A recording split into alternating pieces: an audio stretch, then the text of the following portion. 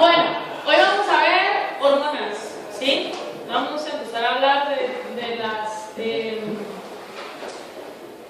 prácticamente hoy es un resumen, si estuvimos viendo resúmenes la vez pasada de rutas metabólicas, hoy vamos a ver resumen de regulación, ¿sí? Afectada por la homeostasia que pueda generar insulina, glucagón y epinefrina. Entonces ustedes saben que las hormonas pues, son las encargadas de integrar y coordinar todo el metabolismo y que lo que van a hacer pues producir la optimización de todos los recursos energéticos para que cada órgano pueda pues trabajar en función a lo que el resto del cuerpo requiera. Una pregunta, ¿esta es la misma presentación? Sí. Es la misma, sí, esa ya se la subí, ya está bien. No sé cuántas son, pero ya se las subí. 70 son neurotransmisores. La otra son como 500 slides. Bueno, pues ya está subida ya. Son un montón en la cosa. ¿Qué quiero aclarar y qué quiero dejar claro? Que hoy vamos a recapitular solo insulina, glucagón y epinefrina, porque son de las que hemos estado hablando prácticamente a lo largo de todo el año, ¿sí? Pero si se fijan en esta tabla, pues aparece una gran cantidad de hormonas y hemos hablado todas, aunque sea un poquitito, ¿sí? Entonces ustedes tienen una idea bastante amplia, una idea bastante grande de todo lo que cada una de estas puede llegar a ser. Entonces vamos a ver primero insulina. Insulina ustedes saben que es un hipoglicemiante porque se va a producir en concentraciones altas de glucosa y eso va a causar la disminución, ¿sí? O sea, se encarga de internalizar toda la glucosa plasmática para poder llegar a la homeostasia. ¿Qué va a hacer entonces? Estimular glucólisis va a producir conversión de glucosa a glucógeno en hígado y músculo esquelético y va a producir el almacenamiento de exceso de combustible en forma de grasas en el tejido adiposo. Entonces quiero que me digan ahorita, ¿por qué insulina está promoviendo glucólisis? ¿Por qué me interesa que el glucólisis se active cuando yo tengo insulina en plasma? ¿Y en qué la puede convertir? En grasa. ¿En piruvato para qué? Yo no quiero energía. Para almacenarlo. Para almacenarlo. ¿Y cómo lo voy a almacenar si estoy activando glucólisis? En forma de grasa. En forma de grasa. Entonces, ¿cómo? ¿De piruvato a qué? Acetil. Acetil. Acetil-CoA y acetil-CoA, complejo PAX, para que esto entre entonces a síntesis de palmitato, ¿sí? Ustedes saben que el hígado es el principal productor de grasas. Bueno, esa es una opción. La otra opción es solo dejarlo en forma de glucosa 6-fosfato. ¿Para qué podría dejarlo en forma de glucosa 6-fosfato? Porque no puede hacer nada, no vengo que hay. ¿Para qué lo quiero en forma de glucosa? Glucógenesis. Para hacer glucogénesis, ¿sí? Que sería la síntesis del glucógeno. Glucosa 6-fosfato se convierte en glucosa 1-fosfato, luego UDP-glucosa, y la UDP-glucosa puede ser captada por la glucogenosinasa y hacer la polimerización de glucógeno. ¿Estamos bien? ¿Sí? Va. Entonces, ¿insulina qué está haciendo? Activando glucólisis, ya sea glucosa 6-fosfato que se vaya a síntesis de glucógeno o de glucosa hasta piruvato para que se vaya a síntesis de grasa. No es que cuando yo haya alcanzado las concentraciones de glucógeno hasta ese momento encienda grasas, sino que yo tengo encendida la síntesis de glucógeno, ¿sí? Y esta síntesis de glucógeno está encendida y probablemente esté más rápida que la síntesis de grasas. Conforme esto se vaya haciendo lento, pero yo sigo teniendo más carbohidratos, empieza a desplazarse hacia la síntesis de grasas. O sea, yo podría tener las dos rutas encendidas, la diferencia va a ser la velocidad o el desplazamiento que esté teniendo cada una de estas. ¿Estamos bien? ¿Sí se entiende? ¿Sí? Va. Entonces, ¿cómo lo vamos a hacer? El resumen estaría puesto aquí. Entonces, veamos el resumen ahorita. Dice que aumenta la captación de glucosa. Aquí. Dice que la captación de glucosa está aumentando en músculo y que eso va a favorecer la salida de los transportadores. Les pregunto, ¿qué transportadores de glucosa son los dependientes de insulina? GLUT4. GLUT4, y eso solo está presente en músculo. Quiere decir que solo el músculo puede favorecer la captación de glucosa. El hígado también va a estar favorecida, pero no está favorecida por insulina. ¿Por qué va a estar favorecida el hígado? ¿Por qué va a aumentar la captación de glucosa en el hígado? ¿Qué tipo de transportadores tiene el hígado? GLUT2. GLUT2. Y los GLUT2 ustedes saben que mueven a favor de gradientes de concentración. Quiere decir que el simple hecho de que aumente la concentración de glucosa afuera va a hacer que empiece a aumentar dentro, ¿sí? Entonces dice, ahora el hígado va a aumentar también la captación de glucosa, pero no lo va a hacer con los transportadores GLUT4, sino lo va a hacer con los transportadores GLUT2, ¿sí? Y esto va a producir un aumento de la glucoquinasa. ¿El KM de la glucoquinasa es alto o bajo?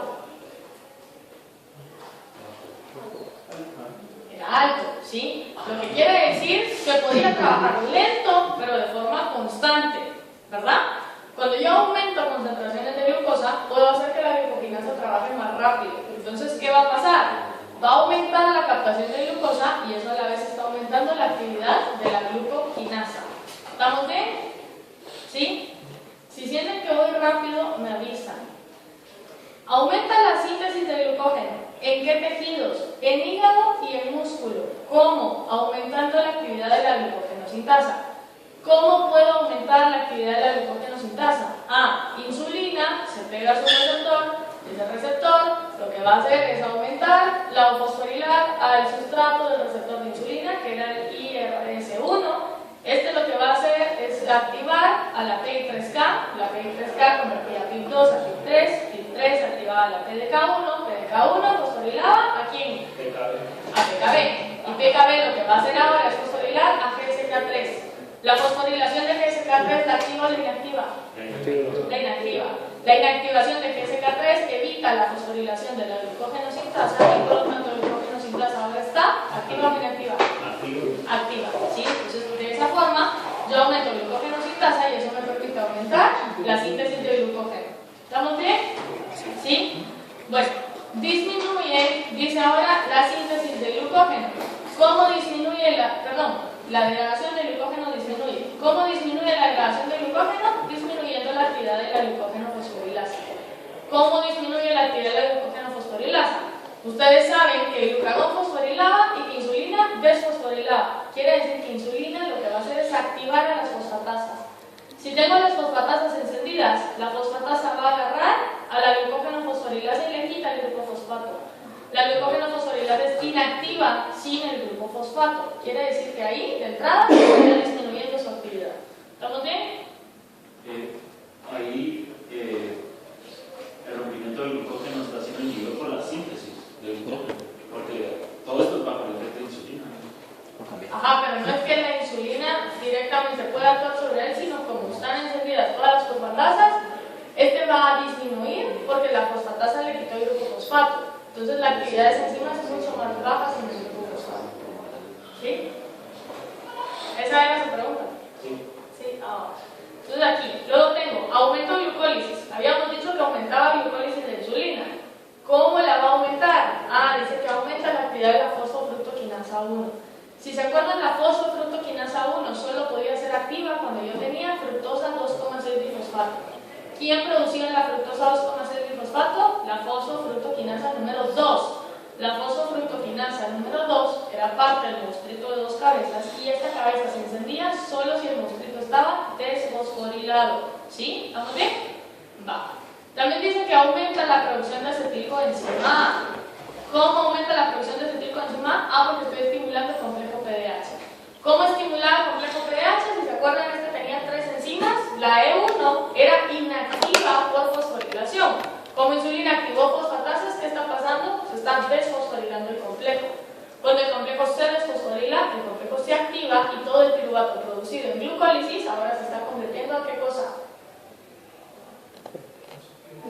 Acetilcoenzima A. Va. Y luego dice, aumento la actividad de la acetil-CoA carboxilasa. ¿Qué hacía la acetil-CoA carboxilasa? Lo volvía Cambia el acetil-CoA a malonil-CoA. Entonces dice que si la insulina está activando a la acetil-CoA carboxilasa, esa acetil-CoA se va a convertir a malonil-CoA. El malonil-CoA, ustedes saben que era el principal inhibidor de la lanzadera de carnitina. Quiere decir que si yo bloqueo la lanzadera de carnitina, estoy apagando beta-oxidación. Si estoy apagando beta-oxidación, puedo iniciar entonces acá con la síntesis de grasas. ¿En dónde? En hígado, porque habíamos dicho que hígado era el principal productor de grasas.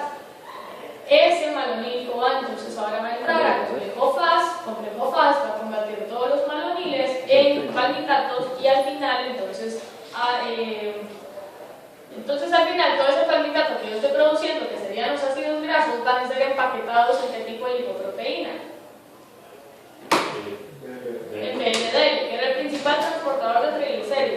La BLDL entonces va a ser transportada al resto de tejidos y eso me va a permitir a mí, o requiero mejor dicho, que yo tenga en tejido adiposo activa la lipoproteína lipasa. ¿Qué hacía la lipoproteína lipasa? Era doblaba el glicerol y ácido graso. No. Mete a sus triglicéridos. Eso es la triacilglicerol lipasa. Mete los triglicéridos a la célula. ¿Mete los triglicéridos de quién? De la verde. No es que los meta, sino lo que hace es hidroliza los triglicéridos quedan como sueltitos de la lipoproteína y estos pueden entrar ahora pues, por sus transportadores a las células, ¿sí? Esto activado a qué, o activando a qué apoproteína. No, lipoproteína a la C2. La C2 era la encargada de activar entonces a la lipoproteína lipasa. Esta ApoC2 está presente en BLDL y en qué otra lipoproteína. ¿En qué? En los Kilomicrones. En kilomicrones. Solo kilomicrones y BLDL son transportadores de triglicéridos. Quiere decir que si yo estoy pensando en que tengo insulina elevada por aumento de carbohidratos, pero si no hubo ingesta de grasas, también voy a tener aumento de kilomicrones en sangre. ¿Sí? Entonces, ¿qué estoy haciendo con todos los líquidos, ya sea exógenos o endógenos? Los estoy almacenando en tejido adiposo. Entonces, favorezco la síntesis de ácidos grasos en tejido adiposo. La lipoproteína lipasa tiene dos isoenzimas también. Esto creo que ya lo habíamos mencionado en otra clase, ¿sí? Siempre en esta presentación. La de tejido adiposo tiene un KM más elevado. Lo que habíamos dicho, lo mismo hace un rato. ¿Qué pasaba con los KM elevados? Actúan rápido, actúan lento, paran rápido, son más constantes. Lentos pero constantes. Lentos hasta que yo aumente la concentración.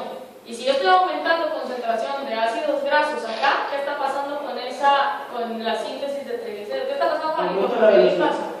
Va a trabajar más rápido, ¿sí? Entonces yo estaría trabajando más rápido para almacenar todos los lípidos que estén siendo sintetizados en hígado. ¿Estamos bien? ¿Sí? ¿Qué hizo encima? La de tejido adiposo. Esa es la que tiene el cambio más alto. Eso lo habíamos visto en otra clase ya, ¿no? Sí, hace como 2 días. Bien, 2 días de clase. No el sábado, 2 días. Bueno, ¿cómo se produce la síntesis de insulina? ¿Sí me escuchan que mi cosa está aquí? Sí. La síntesis de insulina ustedes saben que se da en páncreas y saben que páncreas tiene 3 tipos de células que son las alfa, las beta y las delta, ¿sí? Las alfa sintetizan glucagón, las beta insulina y las delta somatostatina. Sí. ¿Qué células me interesan a mí ahorita? Las beta. Las beta, va. Las beta entonces van a tener la capacidad de poder trabajar con transportadores GLUT2. Estos GLUT2 dijimos que cómo movían la glucosa. A favor de gradientes de concentración. Entonces, si yo aumento la concentración de glucosa en sangre, estoy favoreciendo la captación de glucosa por los tejidos, ¿sí? Porque si tengo más glucosa afuera, voy a tener ahora más glucosa adentro, ¿verdad? Como tengo más glucosa adentro, entonces, esto va a poder producir un estímulo de glucólisis. Pero acá yo no puedo hacer que la insulina me produzca un aumento de glucólisis, porque esto es lo que va a producir insulina, ¿sí? ¿Qué es lo que hace que aumente la glucólisis? Tejido adiposo también tiene una glucoquinasa, igual que quién. Digo, Igual que el hígado, porque el músculo tenía una exoquinasa 1 y la glucoquinasa es una exoquinasa 4. Va. Esta exoquinasa 4 entonces tenía un KM alto o bajo. La exoquinasa. La exoquinasa 4. KM alto. En base a lo que acabamos de decir entonces, los KM altos hacen que se active la velocidad siempre y cuando aumente ¿qué cosa? El sustrato. Entonces si yo estoy aumentando la concentración de glucosa, eso va a producir que la glucoquinasa actúe más rápido y esto lo que va a hacer es estimular glucólisis. Entonces si se dan cuenta, aumento el metabolismo de glucosa. Al momento en que yo aumento el metabolismo de glucosa, esto pasa, vean aquí, a ciclo de Krebs y luego esto pasa a fosforilación oxidativa. Todo eso me termina produciendo un aumento en la concentración de ATP, ¿sí? Ese aumento en la concentración de ATP es bien importante, porque indirectamente me está diciendo a mí que si yo tengo más ATP es porque yo tenía más glucosa originalmente. Si tengo más glucosa, voy a tener más ATP entonces. ¿Qué hace ese ATP? viene y cierra canales de potasio. Los canales de potasio van a producir una despolarización a nivel de membrana. Esa despolarización va a generar un estímulo a nivel de membrana que permite acá la apertura de canales de calcio. Entonces se abren canales de calcio. Al momento en que se abren canales de calcio, vean el aumento de calcio, lo que está haciendo es favoreciendo la exocitosis de los gránulos de insulina. Entonces, ¿qué está pasando? Estoy liberando insulina. ¿En función a qué? Al aumento de concentración de glucosa original. Quiere decir que si yo aumentaba glucosa, voy a tener más insulina. Y en teoría, la cantidad de insulina que yo produzca va a ser proporcional a la concentración de glucosa original. ¿Estamos bien? ¿Sí? Que se sepan esto es bien importante porque si se recuerdan, yo les dije en algún momento que había un montón de diabetes que entraban como diabetes de tipo hereditario, que eran las diabetes tipo móvil. Que les dije no vamos a ver acá, pero en fisio creo que se ven todas las clasificaciones existentes y posibles de diabetes que puedan tener. Entonces, hay algunos defectos, por ejemplo, defecto genético en esta enzima. Si yo tuviera deficiencia genética de esta enzima, ¿qué va a pasar? ¿De cuál enzima insulina? No voy a liberar insulina. No va a liberar insulina y eso va a ser un diabético tipo ¿qué? Tipo 1. Tipo 1, ¿sí? Porque no va a haber producción de insulina, a pesar de ser una diabetes hereditaria. ¿Estamos bien con eso? ¿Sí? Va. Pensé que Modi solo para grandes. Bueno, luego tengo entonces acá el canal de potasio. Este canal de potasio es bien importante porque puede ser blanco terapéutico pues, para varias situaciones. Veamos cómo es la estructura del transportador. ¿Ven este como anaranjado que está aquí? ¿Sí? Son 4 subunidades y el nombre de las subunidades es KIR 6.2. Ese es el nombre. ¿Sí? Lo anaranjado entonces son las subunidades KIR. Son las subunidades que forman el poro protónico para que pueda darse la salida de potasio. Si se dan cuenta, entonces acá yo tengo el interior de la célula y acá tengo la parte de afuera. Quiere decir que el potasio está saliendo de acá hacia acá. ¿Estamos bien? ¿Sí? Pero bajo las concentraciones de ATP se cierra ese. Sí, ahorita lo vamos a ver. Luego tengo 4 subunidades SUR1 que son las que están aquí en gris. Estas subunidades SUR1 son las que están pues como sensando todo el ambiente dentro de la célula. Entonces veamos, aquí está Amir, las concentraciones de ATP que están haciendo con el canal, lo están cerrando, ¿sí? Entonces eso despolarizaba la membrana y eso hacía pues, que se abrieran canales de calcio y que se liberara insulina. Vean el efecto contrario. ¿Qué está haciendo el ADP? Lo está manteniendo abierto. Quiere decir que entonces no va a haber despolarización y si no hay despolarización no hay entrada de calcio y por lo tanto no hay producción de insulina. Lo mismo pasa con el PIP2. El PIP2 está aumentado, quiere decir que ¿qué está disminuido? Normalmente el PIP2 ¿a qué se convierte cuando se fosforiza? A PIP3. Y el PIP2 lo que hacía era desencadenar cascadas pues que reflejaran aumentos en la concentración de glucosa. Quiere decir que si yo tengo PIP2 aumentado es porque PIP3 está bajo. Y si PIP2 está aumentado quiere decir que yo no necesito insulina. ¿Estamos bien? ¿Sí? Bueno, luego tengo 2 fármacos, está el diazóxido y están las sulfonilureas.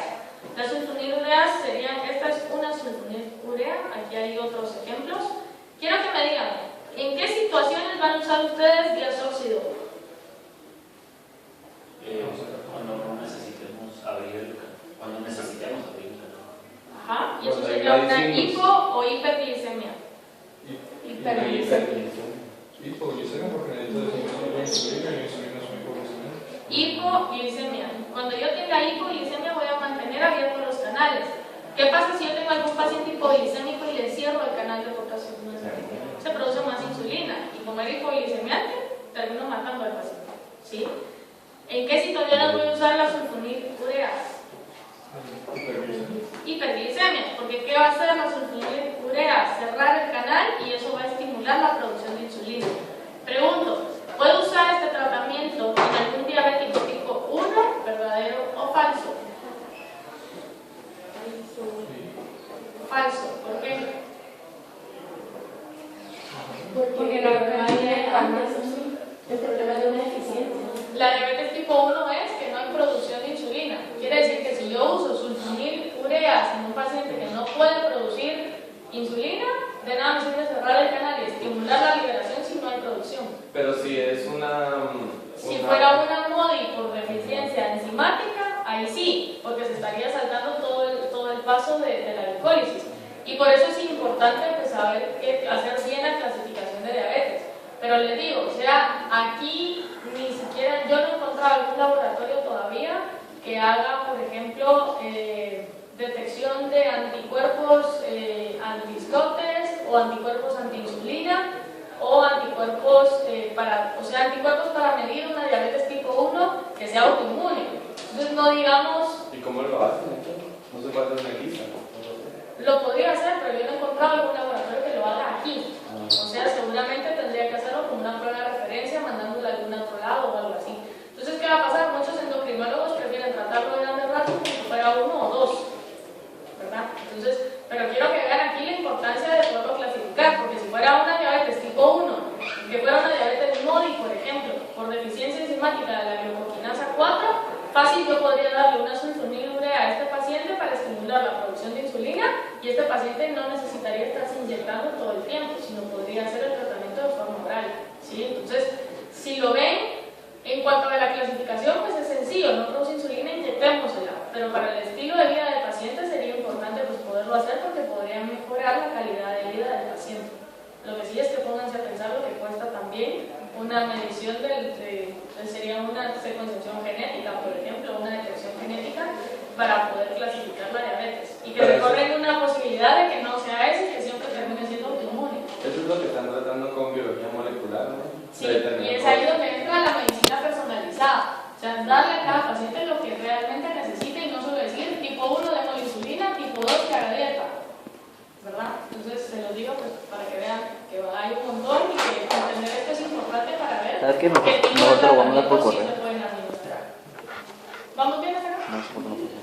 Bueno, vamos con el glucagón. Ahora, el glucagón es hiperglicemiante porque lo que va a hacer es estimular todas las rutas de gluconeogénesis para poder aumentar la concentración de glucosa, porque en teoría va a estar baja en el torrente sanguíneo. Entonces, ¿qué va a hacer? Estimular ruptura del glucógeno, promover gluconeogénesis y actuar sobre tejido adiposo. Entonces, pregunto, ¿sobre qué tejidos puede actuar glucagón? Hígado, tejido adiposo y nada más, ¿sí? Entonces veamos cómo lo hace. Este sería el resumen de la regulación acá. Dice que aumenta la degradación del glucógeno y esto solo lo puede hacer en hígado. El glucógeno se convierte entonces a glucosa. Ustedes saben que pues, glucógeno termina siendo glucosa 1-fosfato. Glucosa 1-fosfato se convierte a glucosa 6-fosfato. Esto entraría al tercer rodeo metabólico que se lleva a cabo ¿en dónde? Hígado. Hígado. ¿Qué compartimento? Retículas, ¿no? Retículos endoplasmáticos. Eso también lo comentábamos en una clase anterior. Eso produce glucosa entonces y ¿cómo lo hace? Aumentando la actividad de la glucógeno fosforilasa. ¿Cómo aumento la actividad de la glucógeno fosforilasa? Fosforilándola. ¿Quién la fosforila? Glucógeno. Glucosa de quinasa. No, glucógeno quinasa. ¿Sí? Glucógeno fosforilasa requinasa. Sí, glucógeno fosforilasa requinasa. ¿Quién activa la glucógeno fosforilasa requinasa? La PK. Sí, sí, es esa. PKA. PKA, ¿quién ha activado? La PK. ¿Sí? ¿A dónde está la ruta de abajo para arriba? A la GS. Todavía no.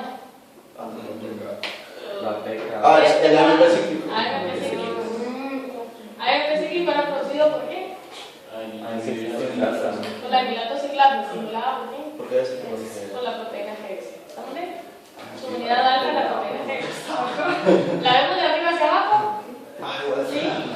Receptor, disolución de proteína G, su unidad S alfa, su unidad GS alfa estimula adenilato ciclasa, adenilato ciclasa produce AMP cíclico, AMP cíclico PKA, PKA fosforila a la glucógeno fosforilasa requinasa y la glucógeno fosforilasa requinasa fosforila la glucógeno fosforilasa para que pueda haber degradación de glucógeno. ¿Estamos? ¿Sí? Gracias, estamos. Degradación de glucógeno va a estar, síntesis de glucógeno va a estar disminuida. Es igual en hígado. ¿Cómo? Disminuye la actividad de la glucógeno sintasa. ¿Cómo disminuye la actividad de la glucógeno sintasa? quintasa. ¿Qué enzima era la que tengo que encender? PSK3. PSK3 entonces va a fosforilar al glucógeno sintasa. ¿Cuántos fósforos necesito poner? 3. Y eso me va a incentivar a la enzima para que la ruta disminuya. ¿Vamos bien? ¿Sí? ¿Sí? Sí. Bueno. Disminuyó la glucólisis en hígado. Disminuyó la glucólisis en hígado. ¿Por qué disminuyó la glucólisis en hígado? Porque no tengo que almacenar. Cuando almaceno grasa, entonces no se tiene que convertir a piruvato. Y además, ¿qué ruta necesito estimular para que haya Glucogénesis. aumento de glucosa? Gluconogénesis, ¿sí? Entonces, en este caso, quiero que vean que si yo tengo apagada la glucólisis, puedo encender gluconogénesis. Como son rutas contrapuestas, no pueden estar encendidas las dos. Si están encendidas las dos, ¿qué estaría causando? Un ciclo fútil. Va. ¿Cómo disminuyo la glucólisis? Disminuyendo la fosfofructoquinasa 1. ¿Cómo disminuyo fosfofructoquinasa 1? Igual, AMP cíclico activaba la PKA fosforilado, ahora el monstruo de dos cabezas, fosforilado, apaga la fracción quinasa y enciende la fracción FBPasa. La fracción FBPasa 2 lo que hacía era convertir ¿quién a qué? Convertía fructosa 6 fosfato. 2,6 fosfato a fructosa 6 fosfato, ¿sí? Fructosa 2,6 difosfato a fructosa 6 fosfato. Esa es la FBPasa 2. Y esa FBPasa 2 solo funciona si el monstruito está fosforilado. ¿Quién lo fosforiló? PKA. ¿Por qué? Porque tengo glutagón, ¿sí? Entonces, ¿qué pasa? Fructosa 2,6 difosfato se convierte a fructosa 6 fosfato. Luego, como yo ya no tengo fructosa 2,6, la fosfofructoquinasa 1 deja de funcionar. Como la fosfofructoquinasa 1 deja de funcionar, eso le da apertura a la fracción FBPasa 1. La FBPasa 1 lo que va a hacer es convertir ¿quién a qué? Fructosa 1,6 difosfato Fructosa 1,6 a fructosa 6 fosfato. Hay aumento drástico en las concentraciones de fructosa 6 fosfato. ¿Y eso qué produce? Disminuye la glucólisis, aumenta la Inhibe glucólisis, ¿cómo? Son el por secuestro Promoviendo el secuestro de quién? de la glucoquinasa. De la glucoquinasa, la secuestro y la meto al núcleo. Entonces, ¿qué pasa?